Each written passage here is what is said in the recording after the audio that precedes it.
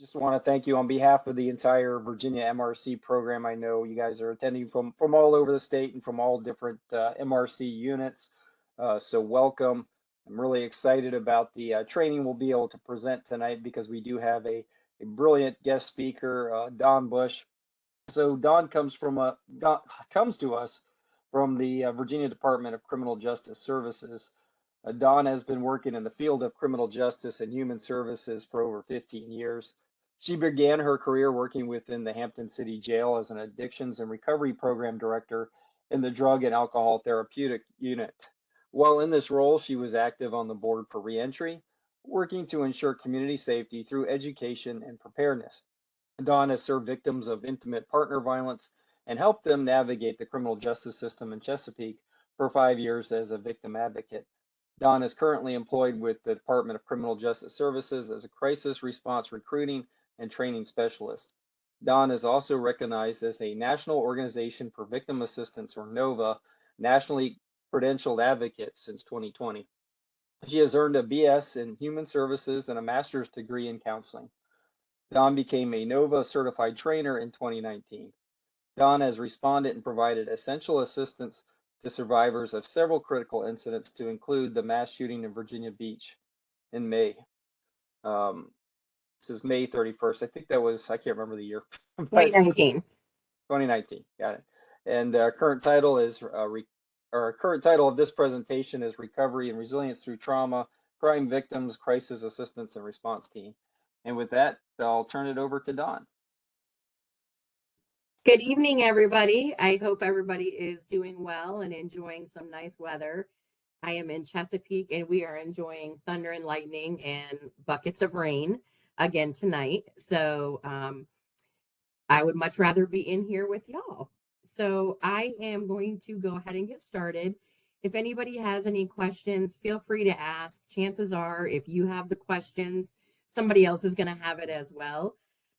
There will be plenty of time for questions and answers at the end. And if I need to go into any deeper detail, we can discuss that as well. So again, I am the Outreach and Training Coordinator for VCART, which is Virginia Victims Crisis and Assistance Response Team. I like to joke and say that we are currently Virginia's best kept secret, and I am trying to get the word out to people who we are and what our team provides to local areas in the time of trauma or mass casualty. So we will go ahead and get started. So what is VCART? VCART is the Virginia Crisis Assistance Response Team. We are through the Department of Criminal Justice Services, so we are under the DCJS umbrella. We are comprised of 3 full-time DCJS staff members and approximately, I think we're up to about 225 diverse volunteers. We are from diverse backgrounds and we all come from different employment venues, which helps when we are doing responses out in the field. And we'll talk more about that as we go through. We are a codified entity, so we are in the Virginia State Code, and I think that's a really important piece. So with this next slide, you're going to see the 5 codes of Virginia that we are a part of. We are a part, if anything happens that should trigger or activate an emergency plan on the emergency management level, we are by code to be contacted. In political subdivisions, such as Virginia Beach, when we responded to the Virginia Beach shooting on 5/31, that was within the code that they had to contact us. Anything that takes place on a college campus and their plan gets activated, any K through 12 schools and their plan gets activated, and any hospital in which their plan is activated.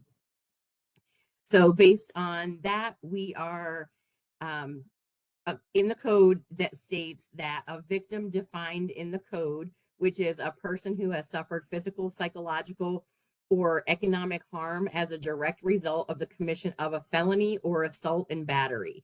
So the one thing with us is we don't respond to natural disaster. We respond in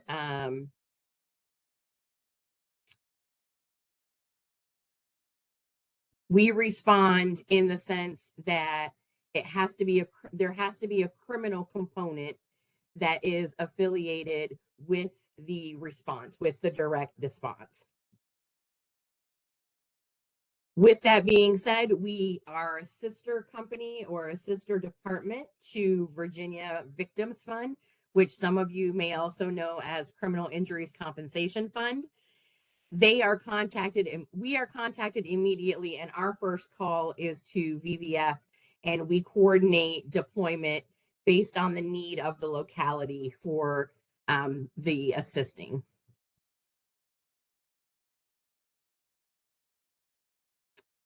So with that, I'm sure several of you are familiar with the emergency management circle: mitigation, preparation, response, and recovery.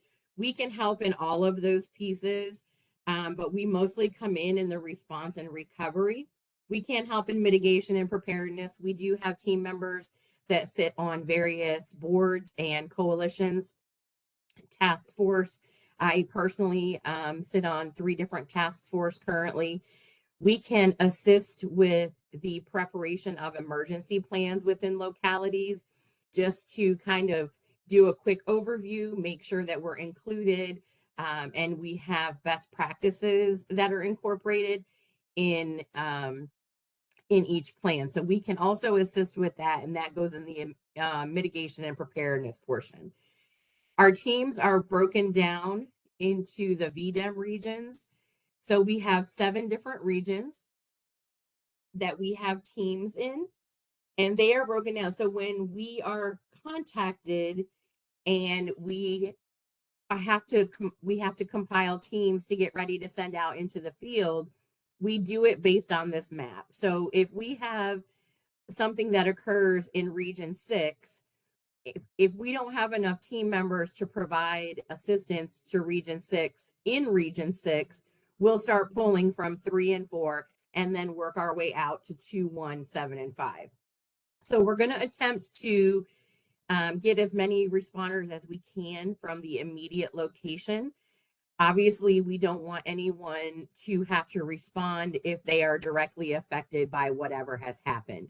So we want to go outside of that local area, pull teams together, and get them in to respond. And we're going to work outward from wherever that location may start. So requesting a response. We are requested in several different ways.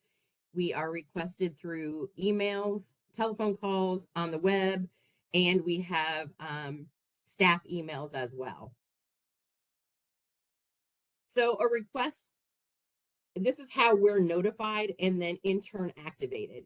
The request is made by the governing entity. So if it's a school, whoever has the inviting powers within that school, whether it be their administration, whether it be the head of their emergency management team, whoever has that inviting power would reach out to us and they would make contact with the director. The director will then review the situation, inquire as to what they are looking for support, and make a plan to move forward. The one big thing that I want to say is there's 2 huge components that are often overlooked when it comes to VCART.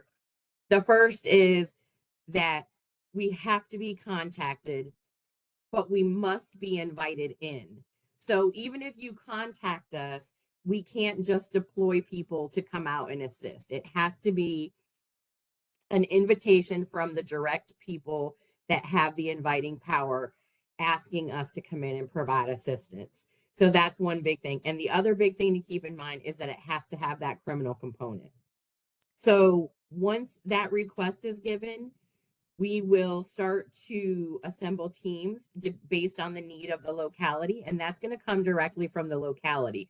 They're going to be able to give us a list of what they need, or at least what they think they need at that point. If we get there and they need more, we can work around that, and we can maneuver to either bring people in or we can send people home. Whatever the need is, we can do that. We automatically will coordinate with VVF to activate a response team for them as well. And that allows us to have Virginia Victims Fund on site with us to start the Virginia Victim Fund application process. They will have the ability to put those applications in on site at the Family Assistance Center so that it's not something that they have to do alone or think about weeks after the situation has calmed down. The request can be for a one-time service. It can be something where you just need us to come out and get you through the first 24 to 48 hours, help you stand up the FAC, and then we deploy back home. Or it can be sporadically for shorter periods of time over a long duration of time. So the situation that I like to use as an example for that is Virginia Beach. When we responded to Virginia Beach, we were there for over 2 years off and on. So with that, we had to pull together several different teams that were rotated in and out. And they were, at any given time, there were 2 or 3 teams working. So they may have been doing building 2 walkthroughs. They may have been assisting police with returning personal belongings and doing second interviews. They may have been companioning families of the victims. They may have been just sitting in some of the buildings that housed city workers that were affected that just needed to have somebody in there in case they felt like they needed to talk to somebody. That might have been the 911 call center. That might have been a first responder building. It may have been in the city hall, and it might have been wherever they had building 2 people housed. So we can come in teams and we can go out to various locations at one time, and then 24 hours to 48 hours we'll rotate those teams out if need be and bring in new people. So when we coordinate a response, we evaluate the incident and the help that the locality is asking for. We will help with putting together information for Virginia Victims Fund and making sure that they have a team that is going to do a joint response with us so that they can start that process with those folks if needed. And when we're pulling teams together, we pull them in a way that will best fit the need of the response. So things that we consider are, what is the locality? Is it rural? Is it urban? Is it a military base? What is the need of that locality? So we consider that. We consider cultural diversities. Is there a need for specific religious groups? When we did Unite the Right in Charlottesville, we went up there and there were different religious groups that were affected. There was a synagogue that was threatened. And so we wanted to make sure that we had team members that were familiar with Jewish traditions and Jewish beliefs. And so they would be able to bond with that group of people. So we consider that. We consider if we have multilingual team members, is that necessary? Is it in a region where there is high density, like when the Chesapeake Walmart shooting happened here, this area has a large Hispanic population. So it was important to make sure that we had team members that were multilingual so that we could help those people in the best way that we could. We ask whether or not, when everybody gets trained, we send out a very detailed list of, now that you're VCART trained and you are a part of our team, what do you bring to the table as far as specific skills that may help set you apart from somebody else that could be utilized on the team? So we ask them about skills and knowledge and how they can enhance the response, whether it be they're a medical professional, an educator, military members, mental health providers, school counselors, a first responder, a military spouse. It could be several different ways in which you could meet the need based on that locality because of what you bring to the table, because of what your background and your history already is. It could potentially be something that you're doing every day in your current job. I'm not a teacher, so I don't work with little people all day. So if we have an incident in the school systems, if we have a teacher on the team that can respond to that incident, they're going to be more likely to make more connections and be able to help because they have that experience working with little people. So we want to make sure that we take all of those things into account when we're pulling teams together to go out to a response.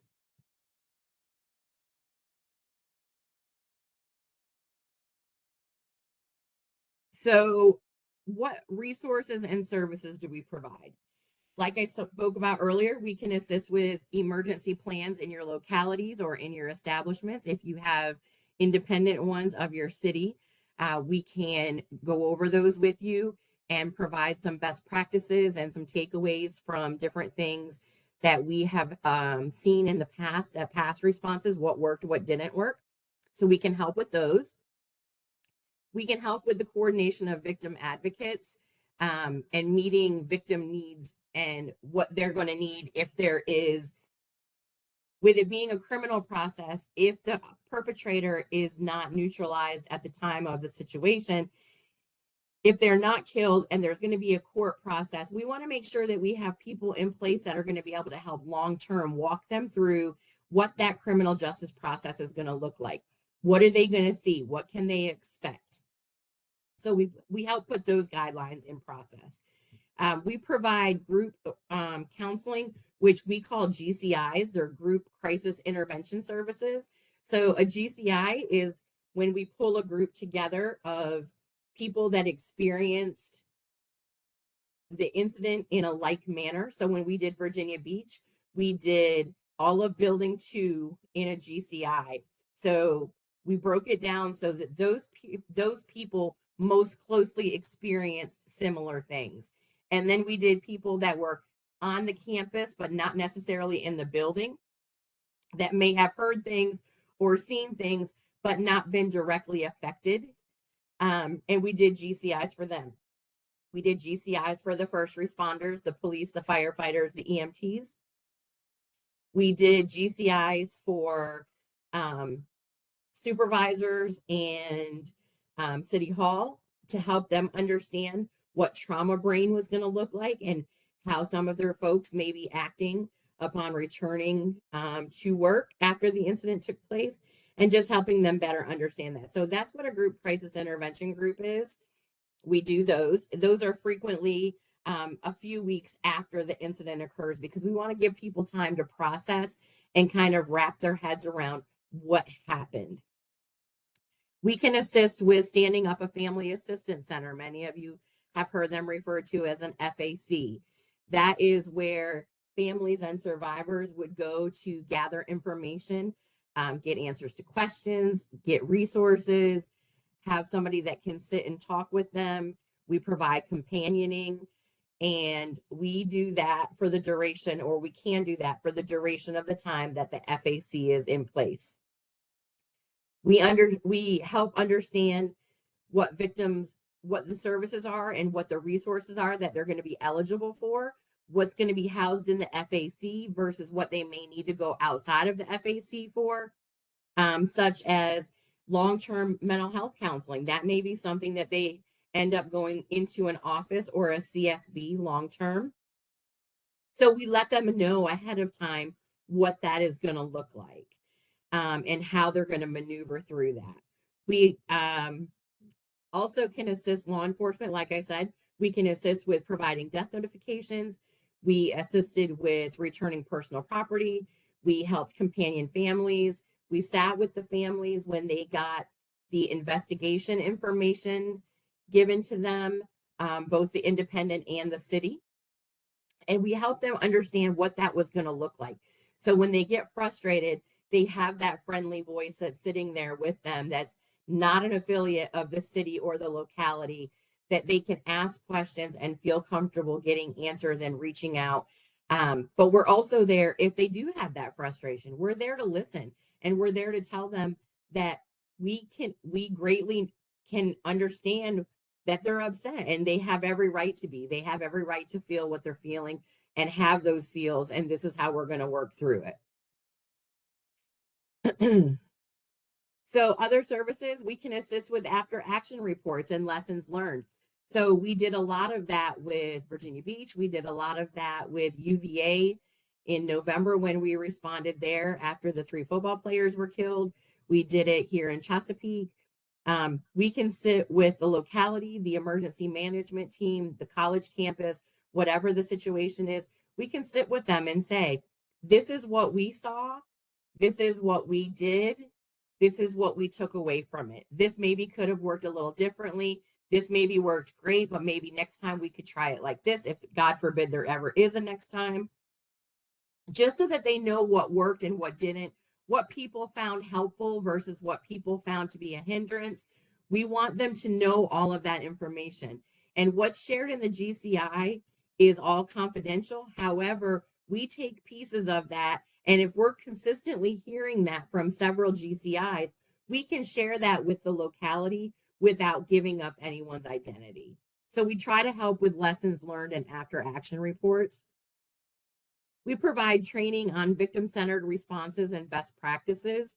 So that starts in our team training that you take through NOVA, which is a 3-day intensive. It starts with that, and it works all the way through. We can help request federal funding through the Office of Victims of Crime if it's applicable.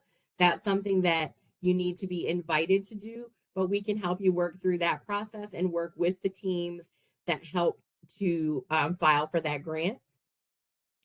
We can help work with schools to ensure that policies and procedures are victim-centered and trauma-informed. We work with federal consultants to assess communities and victim needs to make sure that they're going to be set up for long-term. I like to say that VCART are the sprinters. We want to come in and we want to get you back to a equilibrium of safety and security. We want to make sure that all of the immediate needs are met. Everybody is in a safe situation. They have the resources that they're needed, but then we don't want to leave without making sure that you have sustainable long-term resources, because the locality and the people providing long-term are going to be what I call the marathon runners. You guys are in it for the long haul. And so we want to make sure all of those resources are in place and you have ways to contact us if you need us to come back or you need opinions on how to help move things forward. We can help with anniversaries and memorial plannings, other victim services as requested by the locality. So if it's something that you didn't think when we first came in to respond, but you think about it later on as we're moving through that, we can help with whatever those needs are. All you have to do is voice them and we can make sure that that's getting taken care of. And we support the victims by explaining the criminal justice process, or if there's not a criminal justice process, what that's going to look like, how they're going to move through that, what are their next steps going to be, how are we going to move them into a point of starting their resilience pattern. So again, we do group crisis intervention, which is GCIs. That's a facilitated conversation that is to assist the process and help them process trauma they've experienced and start to build that resilience and that community connection. Like I said before, groups are divided into peer groups based on their experience. And we call it the ripple effect. Based on what ripple they were in and how they were affected, that's how the groups are divided out. Groups are 100% voluntary. Nobody has to speak. If they just want to come and sit and get that feeling of, okay, I can breathe again. I'm not the only one that thought that, or I'm not the only one that felt that. These people understand me and I'm not alone in this. Then that's fine. They can come and just sit and take it all in, or they can choose to be a part of the conversation. The group promotes confidentiality. We like to tell them that we like the lessons to leave the room, but we want the stories to stay in the room.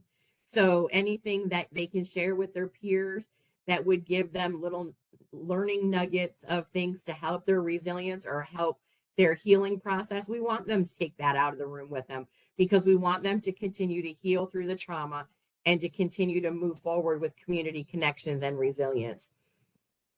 They typically last around 90 minutes. So it's usually a little over an hour for the actual meeting itself. And then we like to give them time to ask questions or come up to us one-on-one for assistance if they need it. It's typically done 3 to 4 weeks or longer, depending on the need of the locality following the event. And again, that's because we want to give people time to process. We all know that trauma brain terrible thing, and they could feel like they're doing well. And then in 3 weeks, when the cloud settles and people go home and funerals are finalized, and that new normal starts to set in, they may really start to realize that they're processing things and they really need assistance to work through it. So we like to perform trauma-informed services. And what that means is we like to give services that identify and respond to the signs and symptoms of trauma. We think that that has been shown to better support the needs of the individual and the community as a whole. So you are handling that trauma brain. You're handling it as a whole, not just one piece of it. We want to make sure that the trauma informed framework involves understanding how that affects people, how that affects communities. So, like I said, with Virginia Beach, we sat down with groups of supervisors to say they may not come back to work and be as productive as they were prior to the incident because they're fearful and they're dealing with a lot, and their mind may not be 100% on what they have in front of them at that time. They may seem scattered, like they can't pay attention or they can't focus. They may call out. They had a high number of people that had never talked about retiring before, all of a sudden talking about retiring and leaving altogether. And so understanding that that is normal process when you have been subjected to a trauma. And so we want them to understand that. So we spend a lot of time talking to the locality about what that's going to look like for their community and how those people may react or act in the upcoming time frame, what they may need to work through that. We want to help them understand the impact on not only the behaviors, but the health and the community connections and how that's going to set them up for resilience moving through that trauma. What comes next? How do we rebuild from this? And we want to do that in a trauma informed manner. So we want to make sure that anybody that is assisting these victims understands what trauma informed is and what victim centered is. We want to define this approach as a systematic focus on the needs and concerns of the victim. And we want to ensure that compassionate delivery is given with every service we provide, and that we are giving it in an incredibly non-judgmental way. We never want that victim to feel like we are standing in judgment of them, because at that moment, their view is the only view that matters. So victim-centered and trauma-informed continued. What that translates it into is we're giving you the information that we know about trauma, the policies, the procedures, the practices, the planning for upcoming things. We want to decrease that re-traumatization by supporting victims in a non-judgmental way. We never want to blame. We want to try to keep them on redirected paths when there's anger or resentment. We want to try and to kind of minimize that so that it's not in a re-traumatizing manner. And we want them to understand that we understand that at that moment, their perspective is the only one that we're looking at. That's the only one that matters. And we need to allow them to decide what the next best step is for them. We never want to walk in and say, okay, first you need to do this and sit with Virginia Victims Fund and fill out this paperwork so that we can get you funding for X, Y, and Z. And then we're going to move you over here and we want you to do this. And then we're going to sit with a grief counselor and we want you to be able to talk to them. And then we're going to put you in a group of your peers that were affected the same way that you were. And we want you to talk to them for an hour and a half about what your experience was like. We want to say to them, what can we do for you? What can we do next that is going to help you move through this process and start your pattern of resilience? So we want, if it's something as simple as them saying, you know, this happened early morning and it's now 8 o'clock at night and I didn't take medication that I'm supposed to take. Can you assist me in getting that medication? We will work however we can to make sure that they get that need met. If it means, hey, now that my adrenaline is slowing down, I'm realizing that I'm hungry. We missed dinner. We're going to try and get them food. So letting them decide something even as small as, hey, I'm hungry, or I'd surely like a drink, starts to give them that power back. It starts to give them the option to empower themselves to start slowly rebuilding. And if we don't do that, then we're taking away from them. So we want to make sure that we are understanding and that we're letting them decide. So we talk about resilience. So these three pictures that I have on the screen now is something that we use in our training. And what resilience is to us when we are training team members, we want to make sure that we have an impact on the environment, but we also want to make sure as responders for crisis and trauma that our environment isn't going to permanently impact us. So these three pictures depict it the best way I know how to put it for you. If you take a pot of boiling water and you cut up a carrot and you put it in that boiling water for any length of time, what happens? It cooks down and it gets mushy. So that environment has changed that carrot. The same with the eggs. You put them in that boiling water for any length of time and they become hard boiled. So that environment has changed the format of that egg. We as victim responders with VCART want to be the tea bag to your area. We want to come into your environment and we want to make positive change to your environment. We want to be the one that when you put that tea bag in that water, we're changing the environment. The environment's not changing us. So in today's society, that can be hard. Every time we turn the TV on, we're hearing about different tragedies and different shootings. It's become an everyday household topic. We want to make sure that we can kind of start to be that change and that we can help people understand there is a way through resilience and there is a way through community connections and rebuilding to get through the trauma that they're dealing with. So resources in your local areas, do you have a list of local resources? So if we come in and we're serving victims and we say to you, do you know where they could get this resource? Do you have a list of those resources?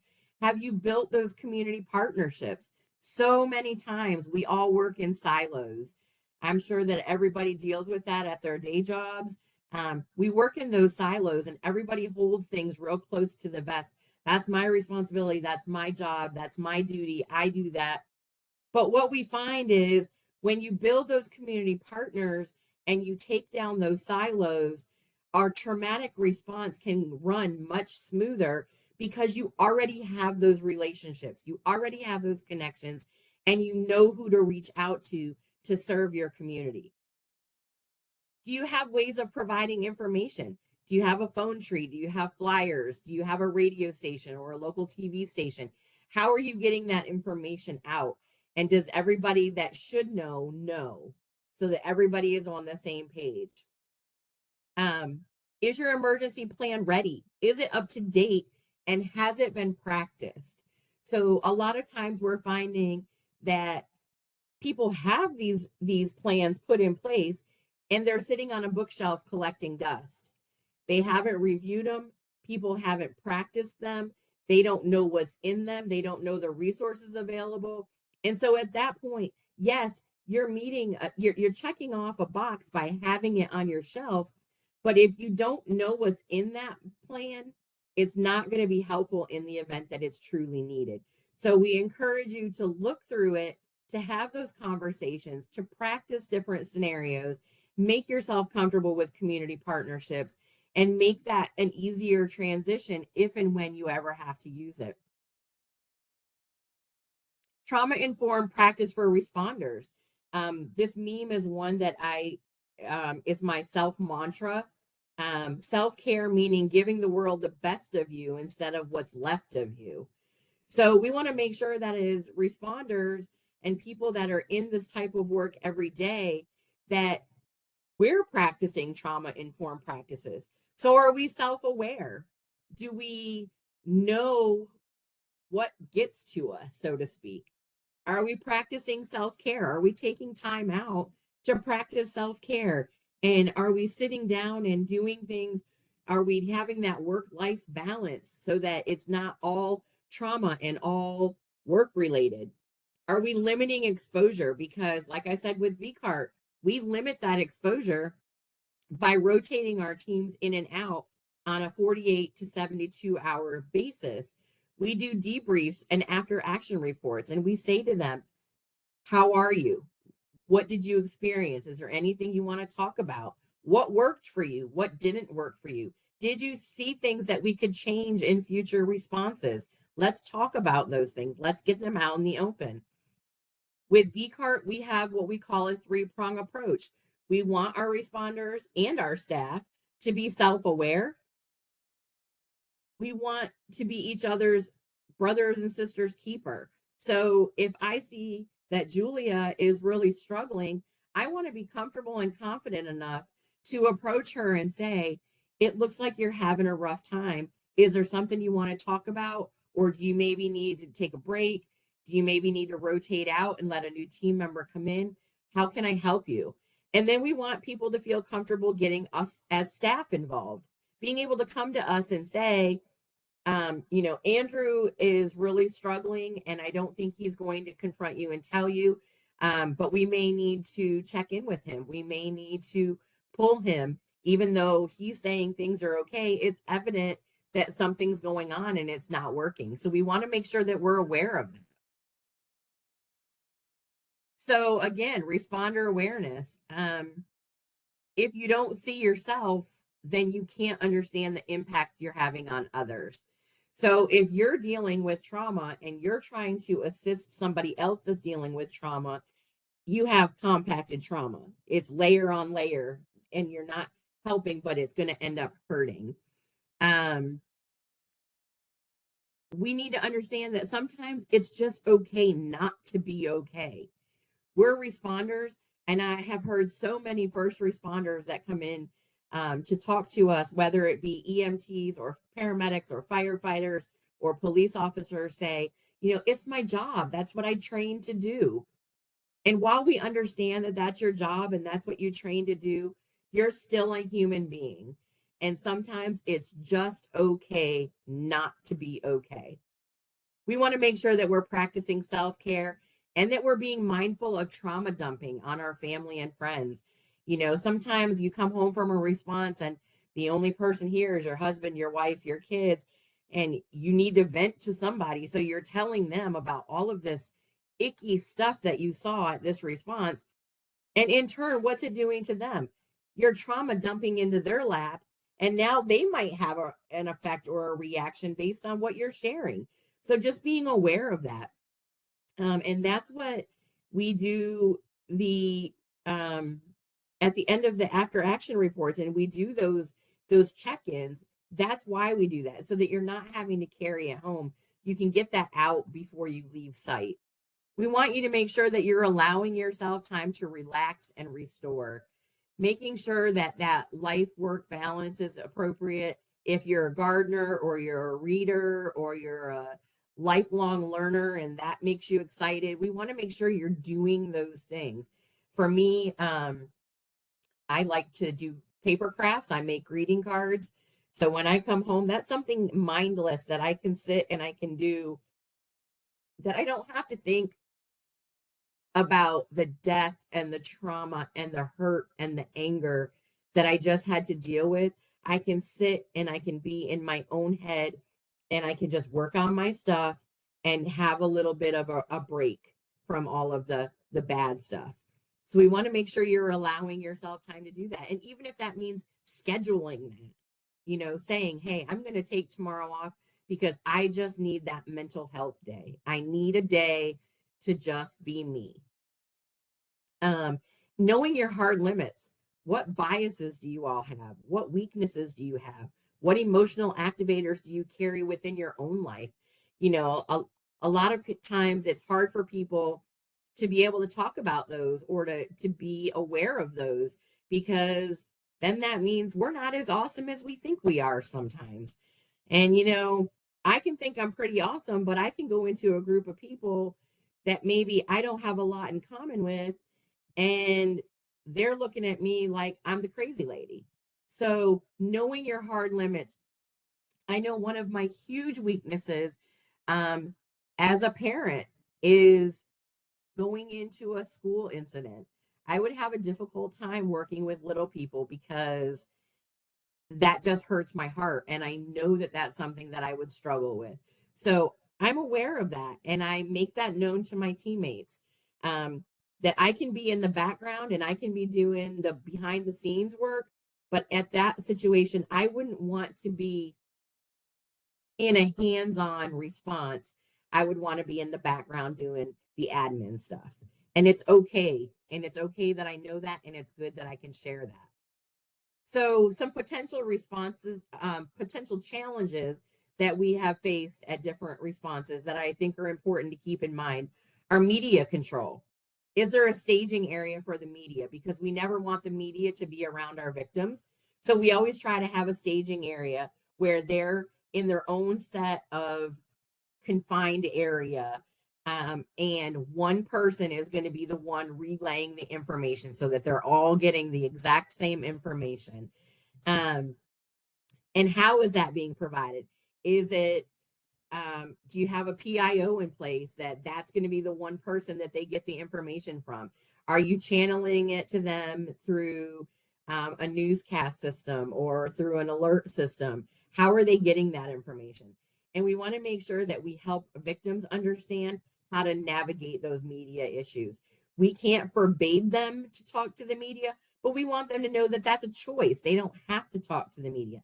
And again, that's something that VCART can assist with, is helping them understand those points and help them navigate those points. Social media. How many people in this room right now think social media has just killed society? That is one of the biggest challenges that we have. Rapid fire information, some true, some not. You know, you can click on social media at any given time, whether it be Twitter or Snapchat or Yik Yak or Facebook or Instagram or any of the other platforms out there at this point. And if something's happened, you're seeing all kinds of feeds and information, and you talk about it, and then you find out later, wow, that wasn't even true. That didn't even happen. Or that's not how it happened. So that rapid fire information of some truth, some not truth, we fight battle with that every response we go to.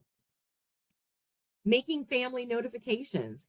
You know, with the Chesapeake shooting, a perfect example, I live directly across the street from that Chesapeake Walmart that got shot, that shooting happened in. And when I heard about it, it's because I was scrolling through Facebook, not because I got a message from my team director, not because I heard it on the news. I was scrolling through Facebook and somebody was doing a live feed on Facebook and dropping names. So and so has been shot. So and so has been killed. So and so came running out of the building. Now, can you imagine the battle that the police, the FBI, our team, once we got down there for the response, the fight that we had to fight to get these families notified, because you never want them finding out on Facebook or Twitter that their loved one has been killed. But you are working against such time restraints that sometimes by the time we get to the families, they already know. And so knowing how to react to that when you get there and knowing how to help calm them down and explain to them what you do know for truth, what has been given to you as a truth from the investigation or from the crisis incident command team. And you want to give them as much information as you can without re-traumatizing them.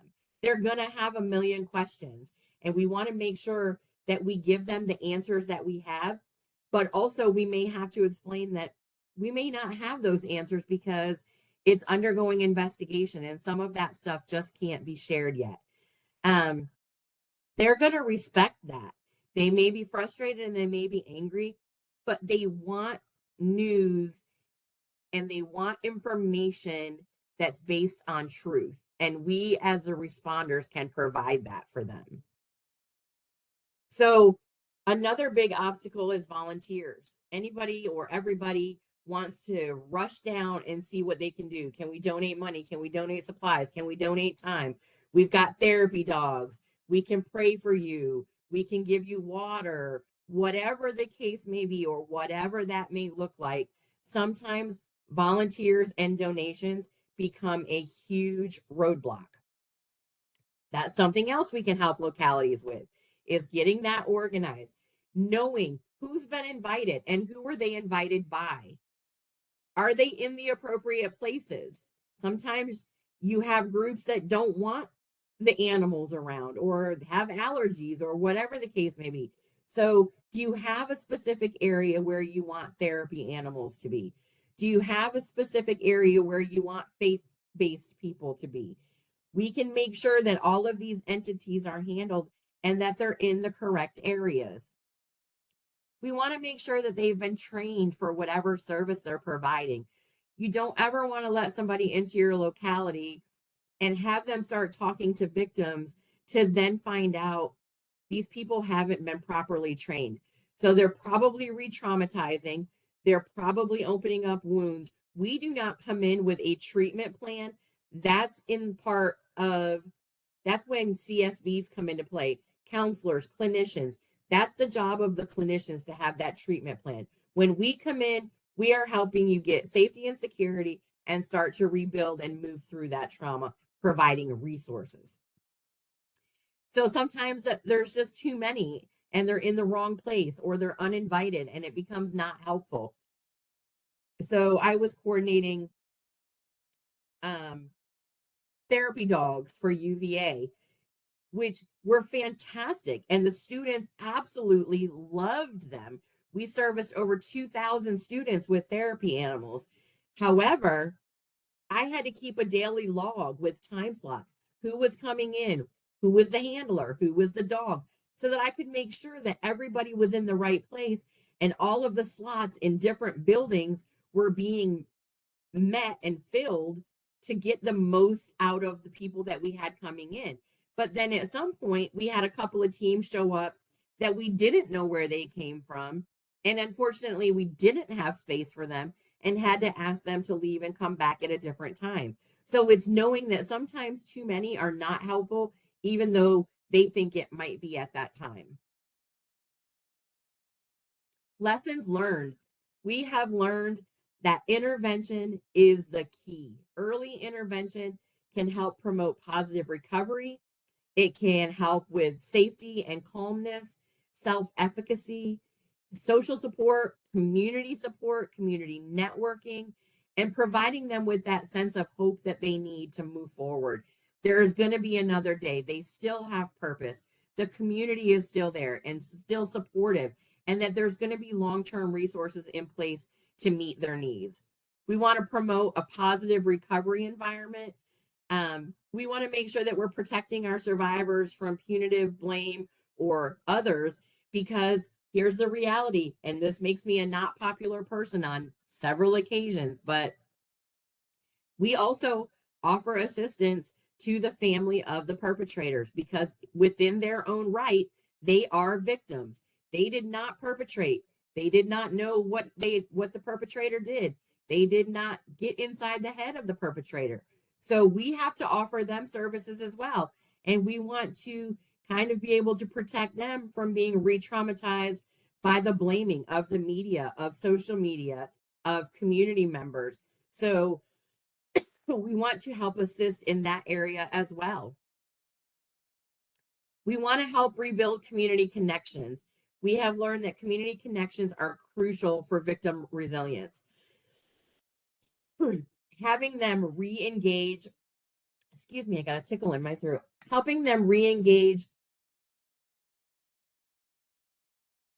in groups that they were with prior to the trauma is going to help them reintegrate into society and become more prone to a healthy recovery long term. We can help with memorial events, whether it be short term pop ups, long term. we have found that particularly those that are done by the students on a campus or the community, like here at Walmart, are the most effective in healing response because it shows that community bond. It shows that they're not in it alone and their community is there to support. So those types of memorials seem to have a better long-term effect for recovering in the aftermath of a violent event. Final thoughts. Individuals who are not experienced victims of crime should not be providing direct services. So that goes back to when we talked about knowing the people that you were invited in are trained and how they were trained is super important because we don't want people coming in and causing more damage. So with VCART, we are trained. We have a 3-day intensive that we go through, and then we have quarterly meetings that we do updates and short-term trainings for. So when we're in those, we are trained in companioning, psychological first aid, what that looks like, GCIs, providing long-term resources, meeting the needs of communities and helping them network and build that long-term resilience piece. Whenever possible, victims should be paired with somebody that is trained or experienced. So it may be that a few weeks after the incident occurs, your victim witness team is ready to come in and assist. They've had time to process, they've had time to heal, and they're going to come in and assist. Your local victim witness people and CSBs are going to be godsends in the long-term marathon portion because they're going to be the people that are going to be able to provide long-term services. So they're going to be the heroes in the group. And we also always want to remember that traumatized people should never be trying to assist other traumatized people. So many times we've had situations that have happened, and nothing that I say, it says that an area that we've responded to didn't do the best that they could with what they had at the time. It's just looking back, we see things that maybe could have been done differently or changed. And we talk about all that with the localities in the after action plans. So like one of the things that comes to mind when we had a teacher that was shot by a student down here in Newport News, because we're in the code, the school did reach out to VCART. By code, they were supposed to, so they did do that. Where it became an issue is they said, by code, we had to reach out to you, so we did, but we've got it handled internally. That faculty and staff and those counselors were just as affected by that situation as those students were. And in long term, families were affected and community members were affected, surrounding schools, surrounding teachers. So handling it internally, you had traumatized people trying to help other traumatized people. And that's going to be a recipe for disaster. So anytime that you have an incident in your locality and your local resources are directly affected or overwhelmed, that's when we are called in. That's when we can come and assist. There's no specific number of fatalities needed. It doesn't have to be a huge response. It can be a smaller scale.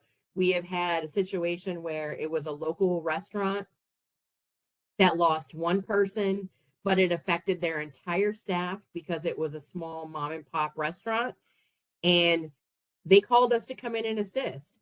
Their local people could have handled it, but they didn't have the knowledge of GCIs, and that's what that restaurant needed. So we came in and provided that.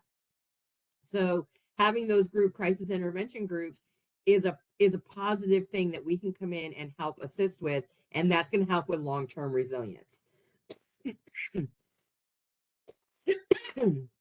So at this point, does anybody have any questions for me?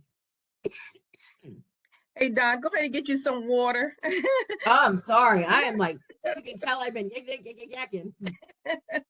Thank you so much. Very informative. I have a couple questions that were put in the chat. Mike, you want to get, if not, I can get those out while he's probably looking through. One of the questions, what is the difference between GCI, and critical incident stress management for first responders? So GCIs are not necessarily going to be done just for critical responders.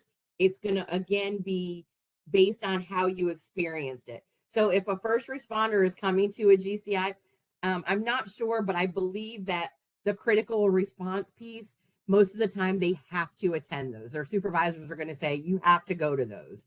You have to go to those post-trauma incident meetings. And so with a GCI, we are not going to tell you that you have to be there. When you come in, we tell you straight up, it is totally, totally voluntary. And you can talk, you can sit quietly, and talk to us after. Whereas most other times when they're going to critical incident reports or meetings, they're expected to talk. They're expected to give feedback. They're expected to participate. Sometimes being in that situation, they just want to sit in a room and feel reassured that other people are experiencing things that they're experiencing and know that they're still normal people and that it's okay for them to experience that. So with that being said, I think it goes based more on this is voluntary versus that is not typically voluntary. And we're not ever going to require anybody to talk. We're going to encourage it. We will give golden lapses of moments of silence to allow people to start to feel comfortable within the group. And usually once one person opens up, it's like domino effect and everybody else just kind of starts tagging in and opening up. And it is absolutely amazing to see how therapeutic that is for a group of people. Okay. Another question that came through the chat box. If someone is not directly involved in the incident and say they're in a different state, but they heard about it, they may have seen it on Facebook, watched the news, and maybe they have felt like, or maybe even have been diagnosed having PTSD, but they weren't directly involved in the incident. Can they participate somehow in receiving the care that VCART offers? So technically, if they're not here directly, we wouldn't know. But if they reach out to VCART or they reach out and say, hey, I was not physically there, but I have been emotionally activated by this situation because of prior trauma, we can definitely do whatever we can to put them in touch with resources like us in their local areas. That is one thing that we are currently doing is we are really trying to participate in a lot of different variations of support groups and community connections, both in state and out of state, so that we're making those connections. One big response we did was at the Pulse nightclub in Florida. So you have people from all over. You had some that were visiting that were going back to other states, and we needed to make sure that those people were going to get the resources they needed when they went back to that state. So if you're not directly involved in the incident that we're responding to, we can help reach out and get you those resources in your home state. Okay. Hey, Don, Jennifer asked the question, if this is a training we are interested in, where do we start? And I want to say, first of all, thank you for your presentation. This is really meant as an informational session. So this is not necessarily a core Virginia MRC mission, but it's important for us to know who you guys are, what you do, because we may interact with your team when responding to an event. So for instance, the Virginia Beach shooting event, there were lots of state agencies involved. There were social services agents and local agencies, mostly local agencies, local social services, local CSB, Department of Criminal Justice Services. And VDH did provide some MRC volunteers to assist with establishing the Family Assistance Center and, shepherding, victims and their families through, the different stages in the, FAC. But we Absolutely. didn't provide the service that you're describing about specifically through our MRC volunteers. But if somebody wanted to join your team and sign up, how would they go about that? So there's a couple of different ways. If you are interested in actually joining the VCART team, um, and yes, you can be on multiple teams because I also am part of the Disaster Behavioral Mental Health Task Force. So you can sit on multiple groups and respond. Every response is based on your availability, and it is totally initiated by you. We might reach out and you might have something going on, at which case you could say, I can't respond this time. So if you're interested in being part of the team, you can reach out to Andrew Kinch, and let me put that slide. Andrew Kinch is our VCART team coordinator. So he is the one that keeps track of all of our team members. And in the event that we have to pull teams together to deploy them, he is the one you will get the email or the phone call from saying, this is what we have going on. This is how many people we need. This is how long it's going to be. And we can get those teams out there. So that's going to be Andrew. If you're an organization that thinks your organization could benefit from a training. I have trainings much like this that go into other areas as far as takeaways and lessons learned and typical roadblocks we might meet and more in depth about VCART and how we run. If you think your organization would benefit from one of those, you would reach out to me and we can set up trainings for me to come into your organization or do a Zoom or a WebEx or whatever case may be based on the need of your organization. Another question, Don, that's in the chat. Yes. Can you shine a little bit light on the VCART and family assistance centers, how they work together or separately? So the Family Assistance Center is one of the main things that when we go into a response, we can help man that. So whether it be a situation like Virginia Beach, where they already had one set up and they just needed us to come in and kind of be like the person that sat at the front to do the sign-in sheet, or the people that kind of directed the mental health clinicians are here, VVF is here, you can get food here, takeaway resources here. We could be the ones directing that traffic. Or to the opposite end of the spectrum, VCART can go in, like when we went to UVA in November, and UVA basically said, here are the keys to the kingdom. You are the subject matter experts. We need you to set up an FAC. You tell us what you need. We will make sure you have that. And we ran the whole FAC for the time that it was put up. So we were the ones that were coordinating mental health clinicians to come in. We were the ones that were coordinating refreshments. We were the one coordinating and keeping up with the campus emergency management team. We were the ones that were coordinating the therapy dogs. So it can go either way. We can either be a helping hand or we can kind of come in and run it and give feedback later on what worked and what didn't and what may have, or best practices, so to speak. Does that help? Yeah, Yes. that does. So another question in the chat, Don. So, you mentioned that we support victims by allowing them to tell us what they need.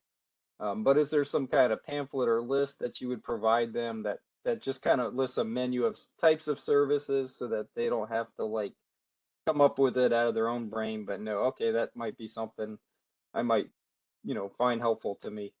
Absolutely. Great question. So what we try to do is, that's one of the things that I kind of touch base on when I'm dealing with training localities specifically. Like when I go into an organization or I go into a meeting with an emergency manager, I like to be able to say to them, do you have a list of your local resources?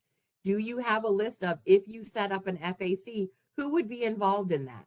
So then we do have that checklist. So we can sit with that family and we can say, okay, these are the people that are here today. These are the services they're providing. We're going to have a checklist for them to say, Are you missing keys? Are you missing your phone? Do you have a way to contact people? Do you have a way to get home? Because in so many of these incidences, cars become the hostage and they're part of an ongoing investigation. So they can't remove their cars at that point. So do you have a way to get home? Is there somebody we can call for you? Just kind of knowing that checklist to go down with that person, not only for resources, but to say, you seem really upset, you're shaking. Are there medications that you needed to take? Have you eaten today? Do you need a drink? Are you warm?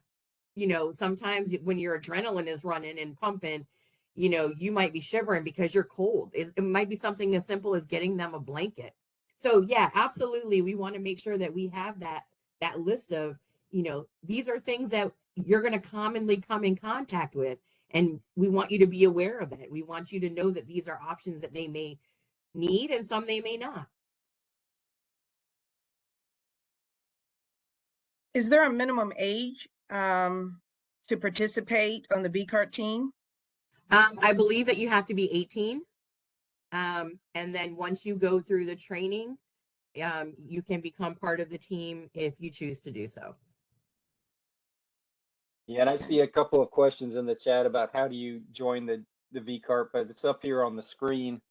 So that we actually have an upcoming training for Nova Basic training that is right now scheduled for, I believe, September 16th through the 18th. And I believe we are looking to have it in Williamsburg. The location has not yet been tied down, but if you want to keep up with the DCJS website, it will be updated on there as soon as we pin down some more details. And then another question kind of touched on this is, you've talked a lot about the Virginia Beach and the Chesapeake Walmart event, but you guys also respond to smaller things even when there's only, one or two victims, correct? Absolutely. Basically what it is, and this is kind of the best way I can describe it. So based on your locality, you're going to know, or your emergency management team is going to know what resources they have in place. So you may only have one or two victim witness people. You may only have a few people at your CSBs, but they may wear multiple hats. So it may be a smaller scale situation, but it may overwhelm what those people can do on their own. And we can come in and assist with that. Anytime a location, especially if it's rural, it is super, super likely that their resources are going to be overwhelmed much quicker. So a lot of those are smaller scale, and we can definitely respond to that. There is no set size, so to speak. It's just a matter, and even if you feel like you need the response, you can always reach out and contact us. At worst case scenario, we can say that's not something we would typically respond to, but we can offer some resources. So when in doubt, give us a shout. That's good, and that rhymes too. So another question, I think it came up several times, asking about, family assistance centers and the role of, V-Cart at the Family Assistance Center. And, the Family Assistance Center is a multi-agency coordinated center where we provide a lot of different services. So OCME with VDH is involved with, working with the state police on victim identification services. We have obviously the CISM resources kind of immediately following the event. We've got V-Cart coming in. We've got the CSB. We also have social services providing whatever financial disaster relief services might be appropriate in that, category. And plus the local government there to answer questions about, how did this happen? How do we keep this from happening again? And to shield them from media. And so there's a lot of different sources. So the relationship between V-Cart and FAC is that it's one part of a larger FAC response. Absolutely. And it really depends on how that particular locality's emergency management team has decided to treat it. Like they may have their team take the lead, or they may have the FBI take the lead, or they may say to us, hey, can you come in and take the lead? And we would come in and we would say, to VDH and to the disaster behavioral health people and Red Cross or Salvation Army or whoever else comes in. This is where we need people. This is how many people we need. We did that. We worked very closely with I think it was Region 10 mental health providers at UVA. And Julia worked very closely, making sure, she would contact their supervisor and say, hey, this is how many clinicians we need. Can you fill those slots? And they would come in, or it could be the emergency management team doing that. But we are definitely one entity in a grand scope of teams that come in and offer assistance at the time. All right, Jenny. Well, I think that's all the questions, unless I'm missing any. Do you see anything I did else? see one pop up, and it Uh-huh. caught my attention, and so I wanted to kind of jump in real quick and just touch on this point. I'm going to stop sharing my screen so that that's gone in a way. But I did want to jump in and say, I saw somebody say something in relation to hostage situation or domestic situations. And what I can say to that is that obviously, because in each locality, domestics are usually happening every day, sadly enough. So we can't obviously come out to every single location, but what we can do is, if it is a hostage situation and you have a group of people that are affected, we can most definitely come in and help with a response. We can do GCIs later down the road to help them process that and what they went through with that. We can help first responders in those situations. So we had a domestic in the southwestern part of the state that it had been an ongoing domestic situation to where they had been in and out of the court. So you had the CSB had been involved with this family. The victim witness had been involved with this family. The police department had been involved with this family. So when the husband finally shot and killed the wife, the entire county was affected because they had all been helping this family for years prior.